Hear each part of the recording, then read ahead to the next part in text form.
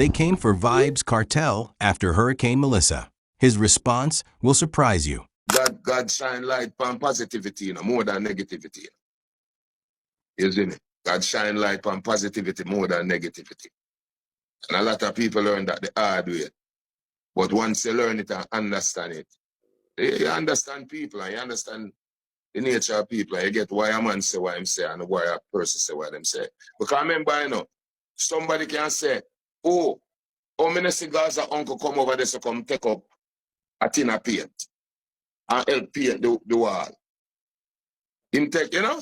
and then the same person that we are talking, genuinely mean that what him say, So guys, uncle them, who them for go, because him never come help.